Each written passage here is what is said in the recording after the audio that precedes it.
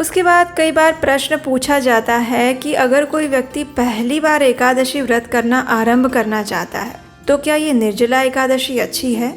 बिल्कुल अच्छी नहीं, सबसे अच्छी है। शुभस्य शीघ्रम, वर्ष में आने वाली किसी भी एकादशी से वैसे तो आप एकादशी व्रत करना शुरू कर सकते हैं, लेकिन फिर भी क्योंकि अभी निर्जला एकादशी आ रही है जो कि अपने आप में ही वर्ष की सबसे बड़ी एकादशी है, तो इसलिए अगर अभी तक आप सोच रहे हैं कि मैं कब से एकादशी करना शुरू करूं, तो अब ज्यादा सोचने का समय नहीं है। निर्जला एकादशी आ चुकी है, उसी से आप अपना व्रत आरंभ कर दीजिए।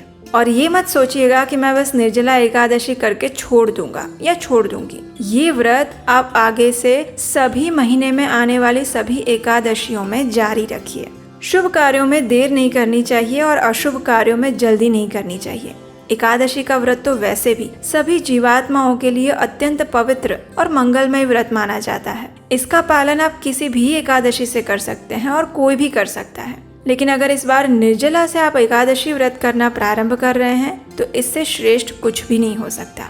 याद रहे, निर्जला एकादशी सबसे बड़ी एकादशी है, लेकिन ये मत सोचिएगा कि आप सिर्फ यही एकादशी का पालन करके उसे छोड़ देंगे। वर्ष में जितनी भी एकादशी तिथियां आती हैं वो उतनी ही पुण्य प्रदायिनी और शुभदा मानी गई हैं।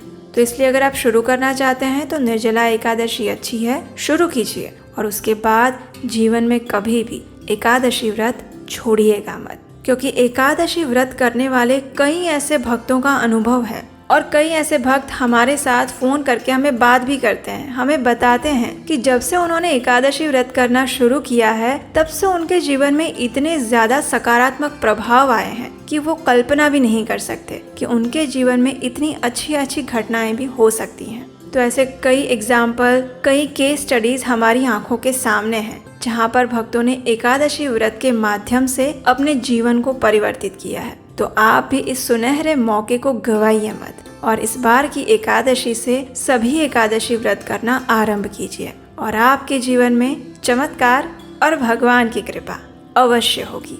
याद रखिएगा।